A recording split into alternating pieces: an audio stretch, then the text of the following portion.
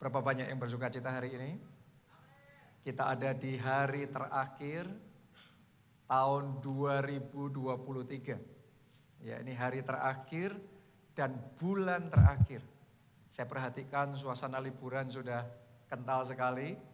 Banyak dari saudara-saudara kita yang sedang berlibur saat ini.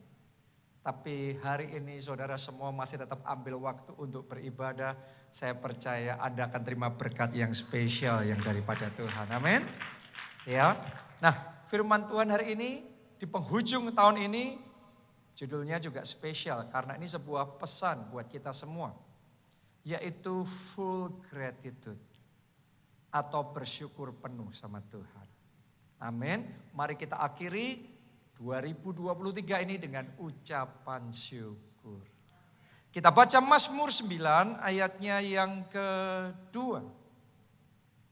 Mazmur Daud, aku mau bersyukur kepada Tuhan dengan segenap hatiku. Aku mau menceritakan segala perbuatanmu yang ajaib. Jadi ini adalah Mazmur yang dinyanyikan oleh Daud. Dia mengucap syukur sama Tuhan. Kenapa? Dia ngomong karena perbuatan Tuhan ajaib. Awalnya hidupnya biasa-biasa. Awalnya dia seorang anak remaja yang hanya dipercaya mengembalakan 2 atau 3 ekor kambing domba. Awalnya kayaknya gak ada sesuatu apapun yang istimewa dalam hidupnya. Dia sendirian di padang gurun. Sampai era mujizat dimulai dalam hidupnya. Kayak satu halaman dibalik dan kemudian sesuatu yang baru dimulai dalam hidupnya. Sejak saat itu hidupnya berubah. Sejak saat itu tiba-tiba dengan cara Tuhan yang ajaib. Nabi besar zaman itu, Nabi Samuel. Bisa diutus Tuhan datang ke rumah orang tuanya. Memilih salah satu anak dari orang tuanya untuk diurapi menjadi raja. Dan sekalipun orang tuanya tidak memberi kesempatan sama dia. Tapi Tuhan pastikan Daud yang dipilih. Itu hebatnya Tuhan ya. Saat manusia mendiskualifikasi kita. Tetapi Tuhan yang memilih kita. Dan saya percaya Tuhan juga memilih hidup saudara. Untuk suatu rencana Tuhan yang besar dan ajaib dalam hidup saudara. Amin. Dan Daud diurapi oleh Tuhan, dia terima pengurapan oleh Tuhan, Daud berubah menjadi manusia yang baru. Dan sejak saat itu roh Allah hinggap dalam hidup Daud, tinggal dalam hidup Daud. Kemanapun Daud berada, di situ ada penyertaan Tuhan yang luar biasa. Suatu saat muncul masalah besar dalam perjalanan bangsa Israel, raksasa yang namanya siapa? Goliat. Dan semuanya takut sama yang namanya Goliat. Tentara Israel yang lain takut. Termasuk rajanya sendiri. Raja Saul juga takut. Tapi Daud diberikan keberanian. Daud maju melawan Goliat. Tuhan menyertai Daud. Dan dia memberikan kemenangan. Amin. Saya berdoa Tuhan juga memberikan kemenangan. Di dalam pekerjaan saudara ada kemenangan. Dalam karir saudara ada kemenangan. Dalam kesehatan saudara, saya berdoa ya. Bahkan di akhir tahun ini ada kemenangan dalam kesehatan. Ada kesembuhan di dalam kesehatan saudara. Amin. Dan Daud mengalami hal-hal yang ajaib. Gak henti-hentinya saat itu. Dia dibawa dari kemuliaan pada kemuliaan. Dia menjadi menantu raja. Dia jadi jenderal besar. Dan dia mengalami kemenangan-kemenangan yang gak henti-hentinya. Namanya harum, dipuji-puji di seluruh bangsa Israel. Sampai akhirnya dia diangkat menjadi raja. Kemudian jadi raja seluruh bangsa Israel. Dan perbuatan-perbuatan Tuhan sungguh ajaib. Dan untuk semuanya itu dia menaikkan ucapan syukur. Tadi yang kita baca, aku mau bersyukur sama Tuhan dengan segenap hatiku. Hari ini kita di akhir tahun 2023, saya ajak saudara untuk mengingat balik semua kebaikan Tuhan sepanjang tahun ini. Semua penyertaannya, kekuatan yang dia berikan, penghiburan di dalam hidup saudara, kesembuhannya, pertolongannya, anugerahnya. Dan saya ajak kita semua, mari kita menaikkan syukur kepada Tuhan. Amin. Jangan tutup tahun ini dengan sungut-sungut. Jangan tutup tahun ini dengan komplain. Jangan tutup tahun ini dengan berat hati. Tapi saya ajak saudara semua akhiri tahun 2023 ini dengan ucapan syukur. Saya berdoa pagi hari ini yang ada di lidah kita ucapan syukur. Nanti siang ucapan syukur. Sore dan malam bahkan sampai kita menutup tahun ini di surga penuh dengan ucapan syukur, dan ucapan syukur kepada Tuhan. Amin. Belajarlah jadi orang yang tahu bersyukur dan berterima kasih sama Tuhan. Karena ini jadi masalah banyak orang, kadang-kadang kita sering lupa mengucap syukur. Kita baca Lukas 17 ayat 12 sampai ayat 18. Ketika Yesus ini maksudnya, memasuki suatu desa, datanglah 10 orang kusta menemui dia. Mereka tinggal berdiri agak jauh dan berteriak, "Yesus, Guru, kasihanilah kami." Jadi mereka datang sama Yesus, mereka butuh belas kasihan. Mereka butuh kesembuhan. Mereka butuh pertolongan, karena itu mereka datang pada Yesus. Lalu ia memandang mereka dan berkata, "Pergilah, perlihatkanlah dirimu kepada imam-imam." Itu instruction, itu rema. Itu satu pesan profetik yang Yesus katakan, kamu pergi, perlihatkan dirimu bahwa kamu sudah sembuh. Dan pada waktu itu mereka belum disembuhkan. Rema itu gitu saudaraku. Kadang-kadang kita cuma dapatnya satu pesan, dapatnya satu perintah. Dan ini perintahnya aneh karena belum sembuh, disuruh menunjukkan diri kepada para imam bahwa mereka sudah sembuh. Tapi kalau saudara belajar berjalan bersama Tuhan, saya mau katakan sama saudara, Tuhan kita itu di atas semua kemustahilan. Kalau Anda ngikutin pesan yang dari Tuhan, Anda akan melihat keajaiban Dia kerjakan di dalam kehidupan saudara. Amin. Haleluya. Dan sementara mereka di tengah jalan. Perhatikan ini. Kesembuhannya kapan?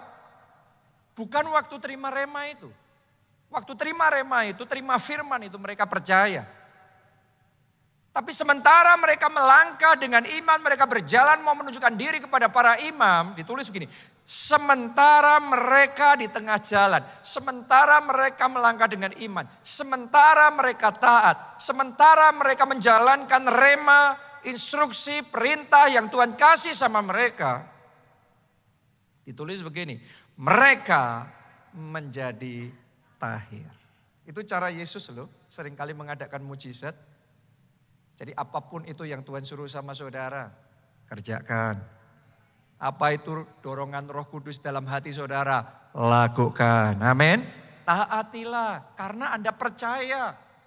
Dan sementara engkau mengerjakan apa yang firman Tuhan perintahkan untuk lakukan, ditulis begini, mereka menjadi tahir. Di situ mujizat terjadi. Kusta mereka lenyap. Kesembuhan terjadi. Seorang dari mereka ketika melihat bahwa ia telah sembuh, kembali sambil memuliakan Allah dengan suara nyaring, lalu tersungkur di depan kaki Yesus dan berkata dan mengucap syukur kepadanya. Lihat ini. Orang itu adalah seorang Samaria. Lalu Yesus berkata, bukankah 10 orang tadi semuanya telah menjadi tahir? Di manakah yang 9 orang itu? Tidak adakah di antara mereka yang kembali untuk memuliakan Allah selain daripada orang asing ini? Ternyata Yesus menghitung, gak sambil lalu ya, dihitung 1, 2, 3, 10 orang. Dan semuanya sembuh. Semuanya terima pertolongan, semuanya terima kesembuhan. Tapi ternyata berapa yang kembali? Cuma 1. Dan Yesus catat yang 1. Dan Yesus tanya, mana yang 9?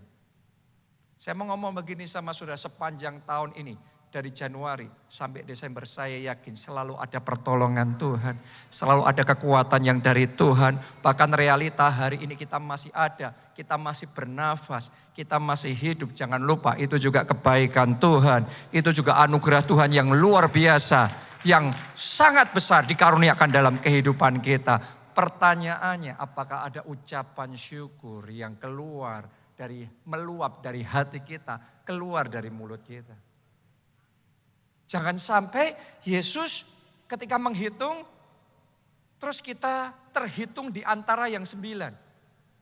Mana itu si Budi? Kok dia nggak datang dan berterima kasih? Mana itu Susi?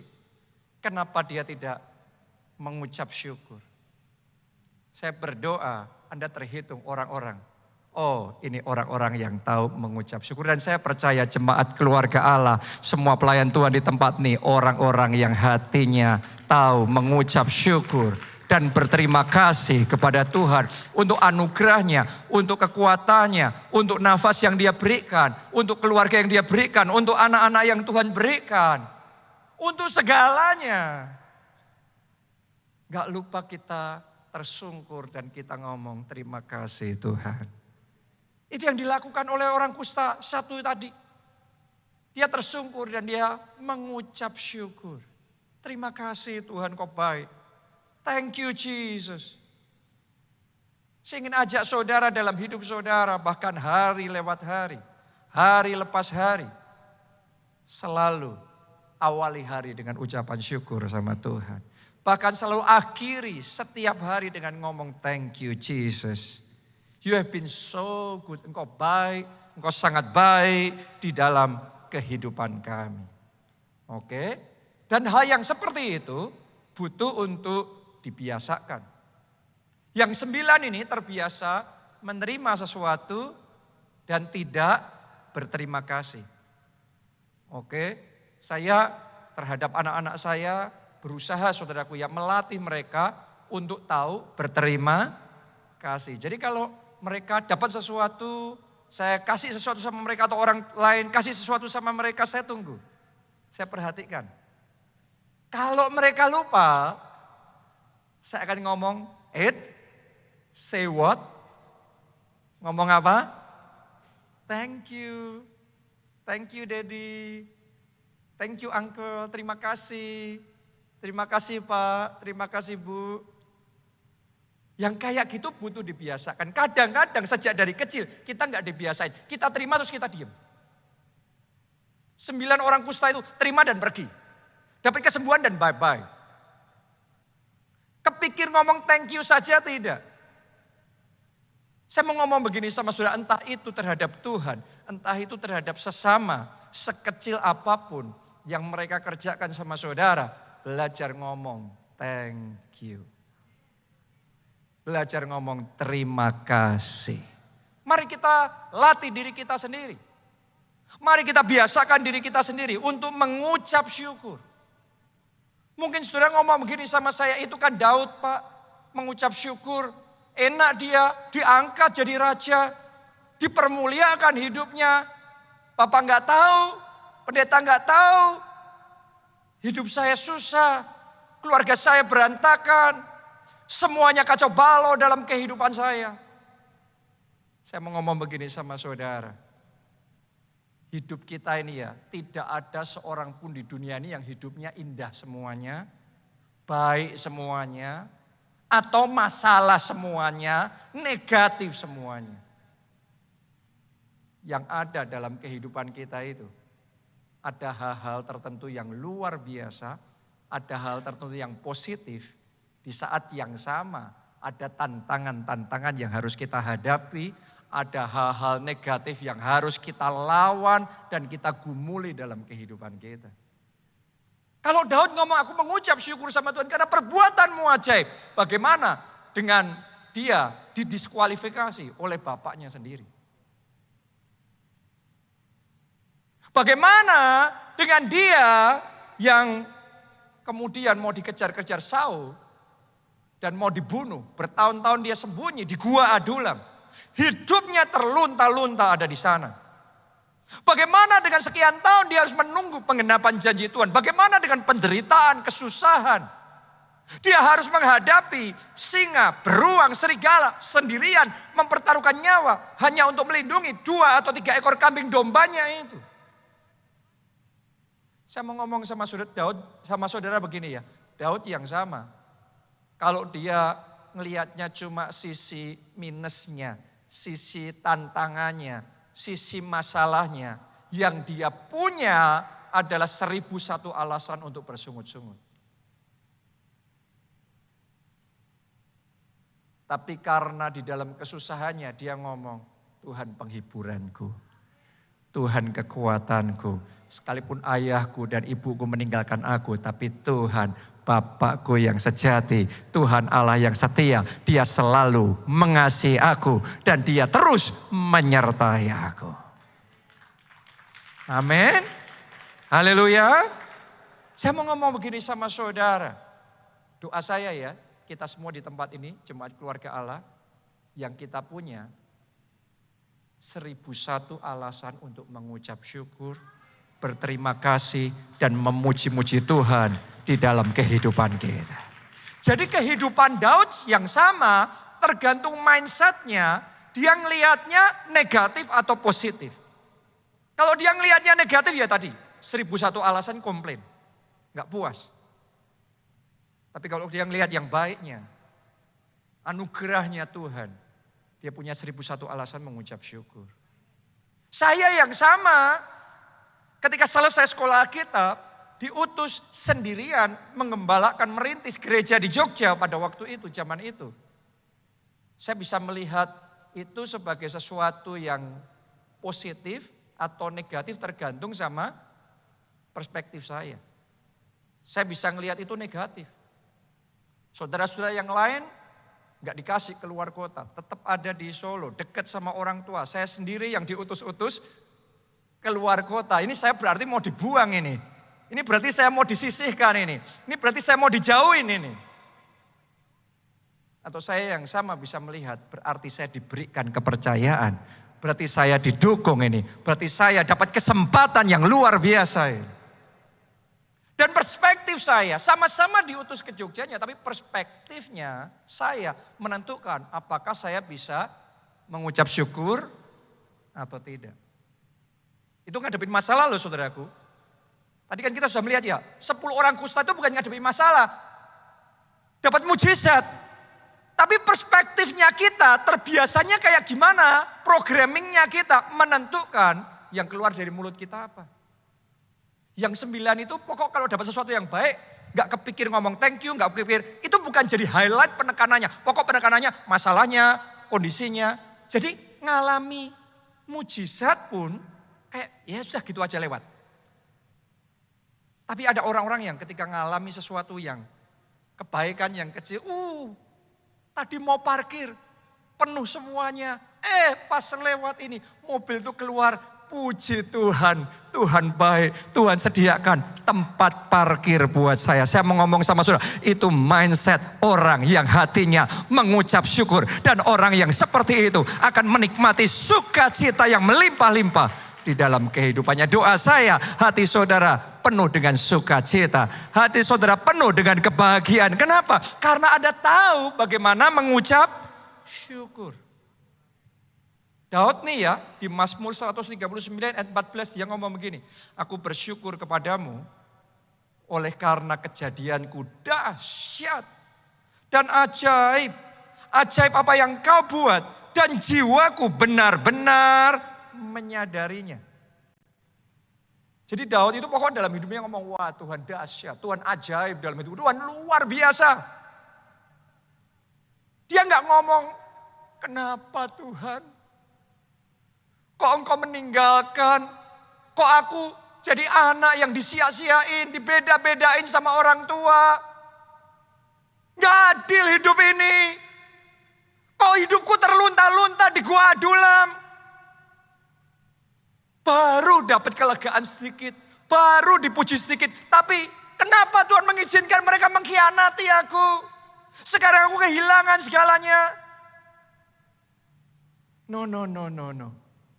Yang Daud katakan, kejadianku dahsyat dan ajaib. Oh, saya ajak saudara ngomong, terima kasih Tuhan, 2023 dahsyat, 2023 ajaib. Yang Tuhan kerjakan dalam hidupku, ajaib. Kalau itu yang Anda ucapkan di mulut saudara, Anda akan melihat bagaimana ucapan mulut saudara akan dimanifestasikan dan dikerjakan dan dijadikan itu di dalam kehidupan. Hari ini saya ajak saudaraku ya, Ayo mulai banyak-banyak mengucap syukur. Karena itu adalah sikap hati. Mengucap syukur itu sikap hati. Gak usah orang alami masalah. Tadi kita baca bersama. Orang terima mujizat aja. Ada yang sikap hatinya. Gak mengucap syukur loh. Kalau ngalami mujizat biasa. Kalau punya masalah, ceritanya sampai ngeri sekali. Kenapa gak kalau kita ngalami masalah. Kita ngomong aku cakap menanggung segala perkara. Di dalam Dia yang memberi kekuatan kepadaku. Tapi ketika kita dapat pertolongan, Tuhan ajaib. Tuhan dahsyat. Thank you Jesus. Belajar saudaraku. Daud setelah dia jadi raja, dia bahkan mengajarkan bangsa Israel untuk tahu mengucap syukur. Dia mendirikan pondok Daud ya.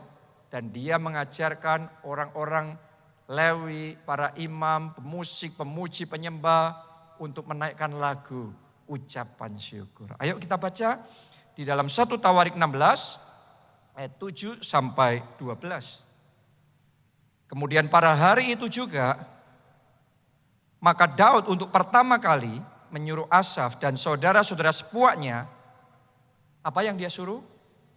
Menyanyikan syukur bagi Tuhan. Nah ini Daud sedang melatih nih. Jadi dia sedang ngajari, ayo ya mengucap syukur. Makanya kayak sekarang ini firman Tuhan bicara kepada kita semua. Ayo belajar mengucap syukur sama Tuhan. Menyanyikan syukur kepada Tuhan. Gimana caranya? Lihat ayat berikutnya. Bersyukurlah kepada Tuhan. Panggillah namanya. Perkenalkanlah perbuatannya di antara bangsa-bangsa. Jadi jangan diam aja. Banyak orang belum tahu mengucap syukur. Seperti 9 orang kusta itu diam aja. Cuma satu yang tersungkur sampai ngomong thank you Jesus, thank you Jesus. Ditulis di sini panggilan namanya, perkenalkanlah. Ayat 9, bernyanyilah baginya.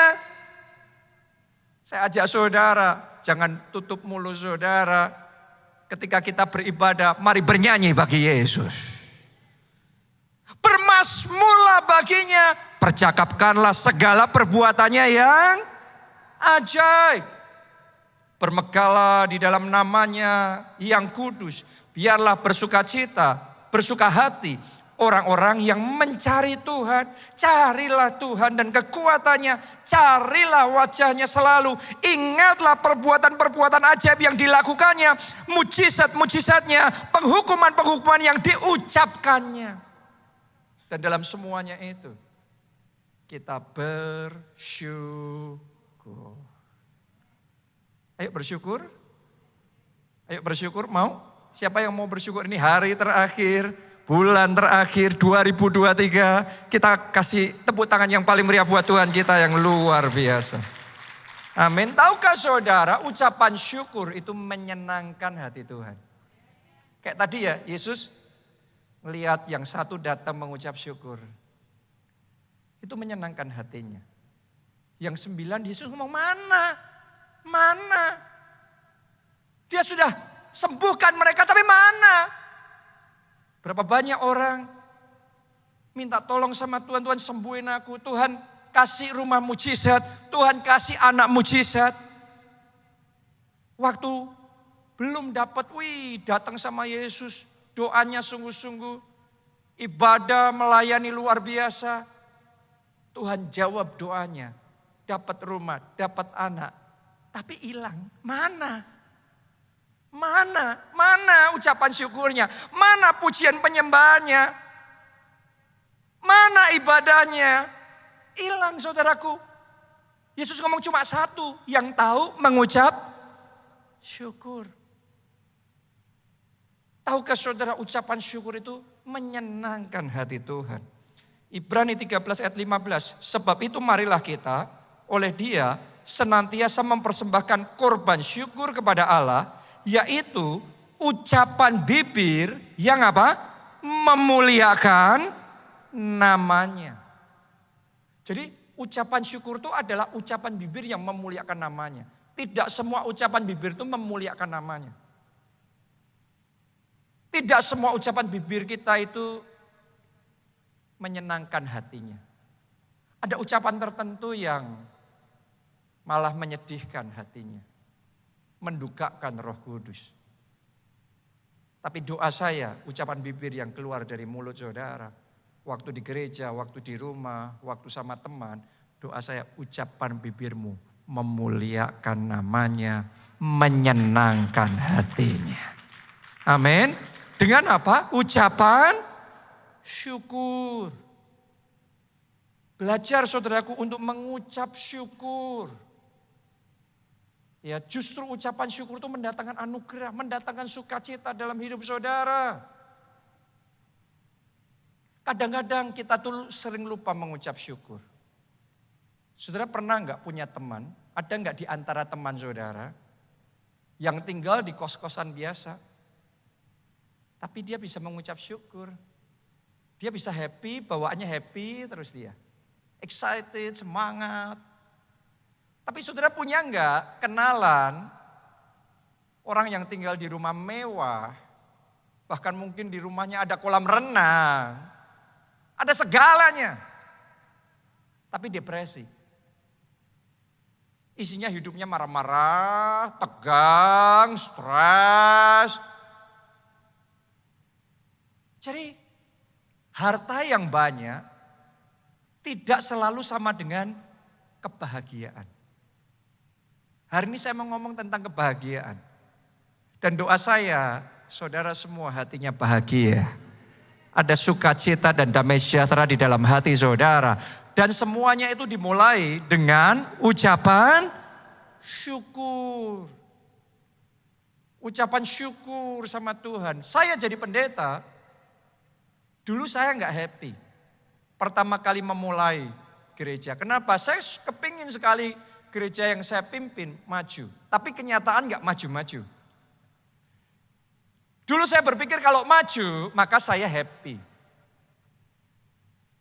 Dan saya gak pernah happy. Selalu sedih dan susah. Sampai Tuhan mengajar sama saya. Jangan nunggu maju dulu baru happy. Dengan keadaan yang masih ada saat ini. Belajar mengucap syukur sama Tuhan. Belajar berterima kasih, tetap bersuka cita dengan kondisi belum maju pun, mujizat belum terjadi pun, tetap bersuka cita, tetap mengucap syukur. Kalau kayak gitu isinya hidup kita happy. Mujizat belum terjadi, tetap bersyukur dan bersuka cita. Mujizat sudah terjadi, wah ucapan syukur dan sukacitanya berlipat ganda. Doa saya, mulai hari ini bahkan seterusnya hidup saudara ada pelipat gandaan sukacita, pelipat gandaan ucapan syukur yang kita naikkan di hadapan Tuhan. Amin. Haleluya. Belajar mengucap syukur.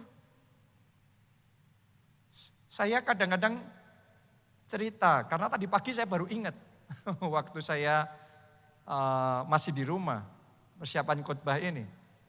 Pak Obaja, gembala senior kita itu orang yang tahu mengucap syukur. Saya masih ingat dulu mobilnya masih nyetir itu loh, mini cup.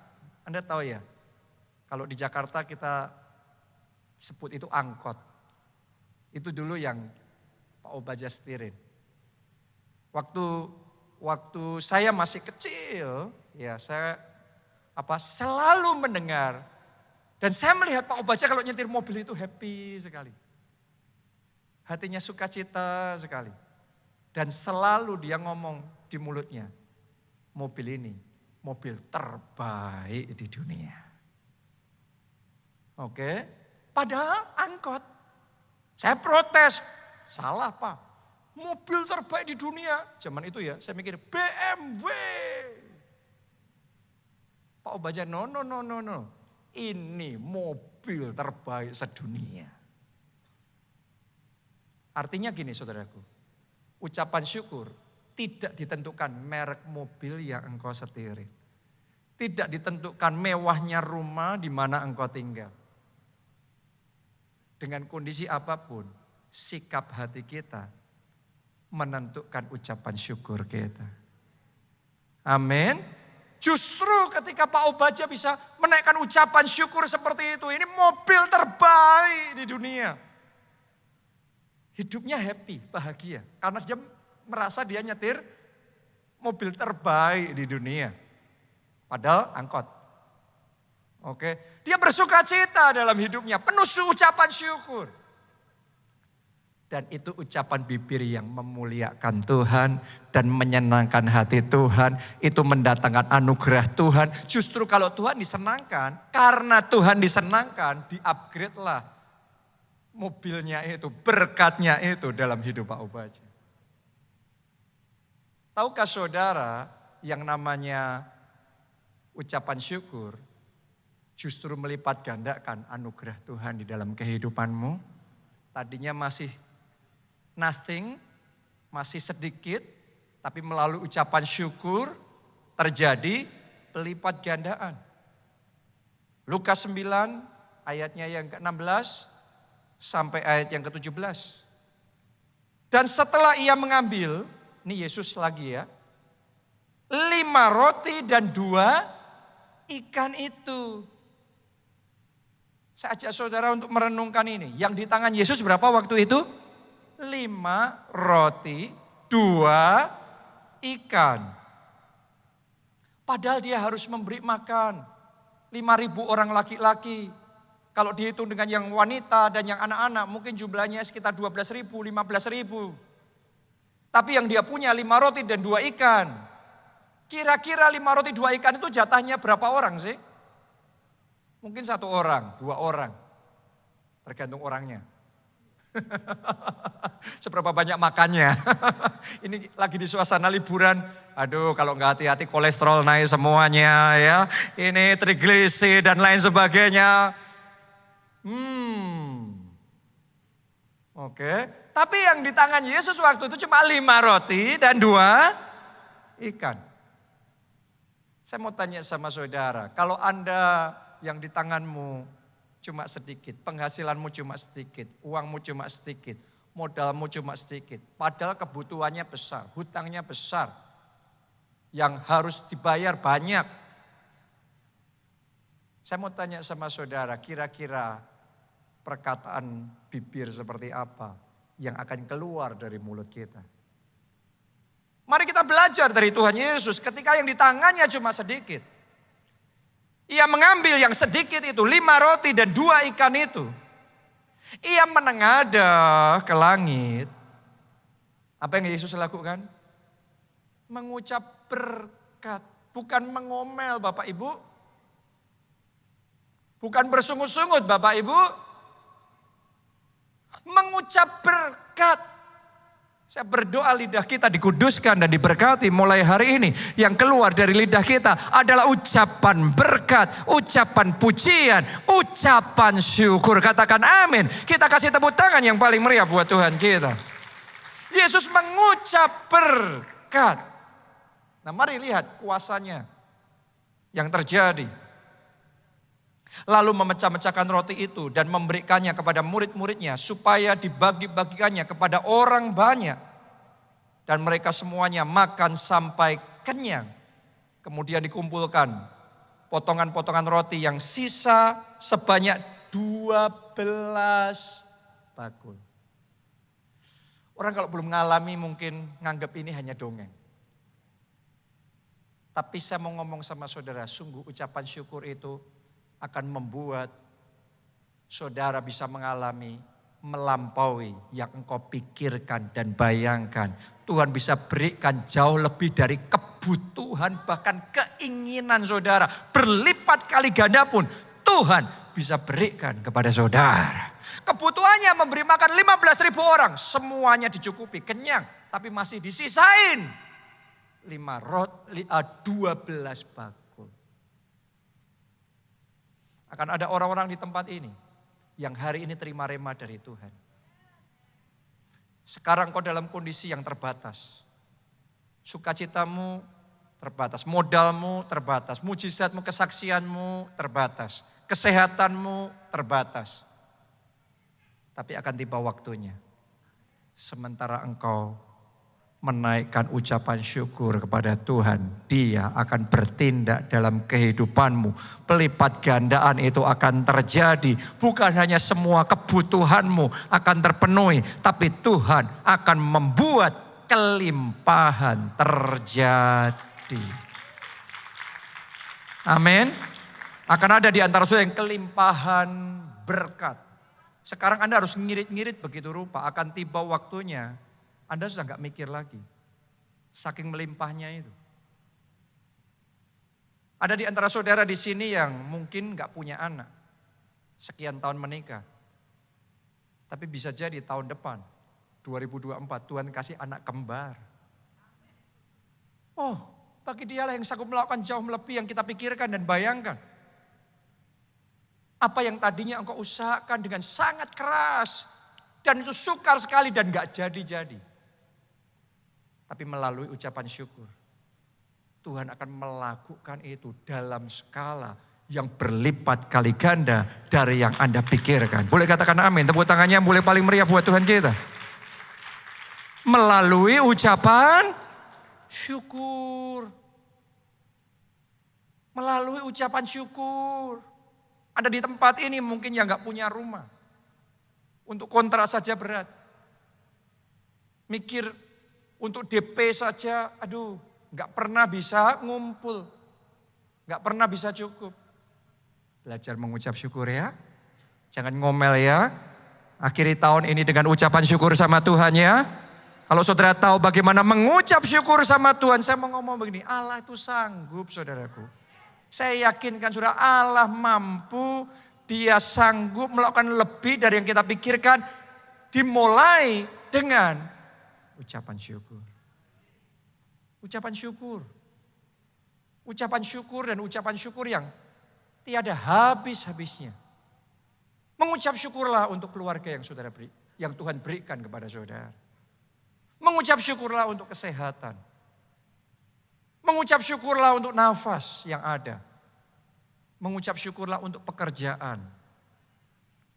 Kalau saudara ngomel, gaji gak naik-naik, pekerjaan susah, gak kelar-kelar.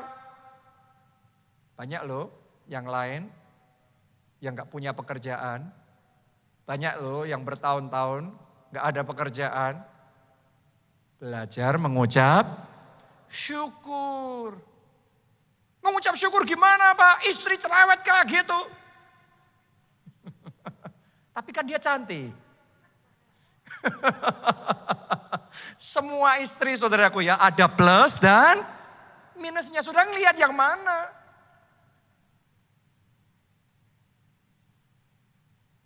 Plusnya cantik, minusnya high cost. Lah, pilih yang mana? Cantik yang high cost atau ngirit? Tapi enggak seperti itu. Oke, semua itu ada plus dan minusnya. Suamiku enggak romantis, tapi kan dia stabil. Mungkin saudara anggap dia monoton, tapi dia stabil. Dia enggak aneh-aneh. Pilih mana suami yang seperti apa yang saudara punya sekarang? Semua itu punya plus minusnya. Ada suami yang, wih bisa romantis. Tapi sukanya TP-TP. Tebar pesona di mana-mana. Nah, saudaraku orang itu kadang-kadang lupa mengucap syukur. Saya mau ngomong sama saudara seperti apapun. Bahkan di keluarga kami sendiri. Kalau sudah ngelihat saya, ngelihat Pastor Nita, ngelihat Pak Obaja, kita di mimbar. Kelihatan semuanya baik. Tapi di keluarga kita juga kita punya struggle yang Anda hadapi. Kita ngalami tantangan yang Anda hadapi. Tapi Pak Obaja itu sudah menanamkan. Seperti yang tadi dia punya mobil mini cup. Tapi dia ngomongnya ini mobil terbaik sedunia. Dan perkataan yang sama karena itu sikap hati. Dia ucapkan tentang Bu Obaja, istriku, istri terbaik sedunia. Anak-anakku, anak-anak terbaik sedunia. Padahal ada saja masalah, ada saja tantangan yang terjadi. Tapi dalam semuanya itu, kita punya 1001 alasan untuk mengucap syukur. Tuhan baik, Tuhan hebat, perbuatannya ajaib. Dia dahsyat dalam kehidupan kita. Saya ajak saudara belajar mengucap syukur. Ini ibadah terakhir hari Minggu di tahun 2023 dan waktu tadi Anda datang. Saya percaya Anda diberi ayat profetik, bukan? Benar nggak? Bisa tunjukin itu. Coba saudara baca masing-masing ayat profetik yang Anda terima itu. Dan nanti kita akan bawa di dalam doa. Kita akan doain ya. Dan percayalah bahwa itu adalah janji Tuhan untuk hidup saudara. Itu rema Tuhan untuk hidup saudara. Dan itu perkataan pesan profetik dari Tuhan untuk hidup saudara. Dan mari kita naikkan ucapan syukur. Sementara kita bersyukur, saya percaya ada kuasa yang akan dinyatakan untuk terjadi dalam kehidupanmu.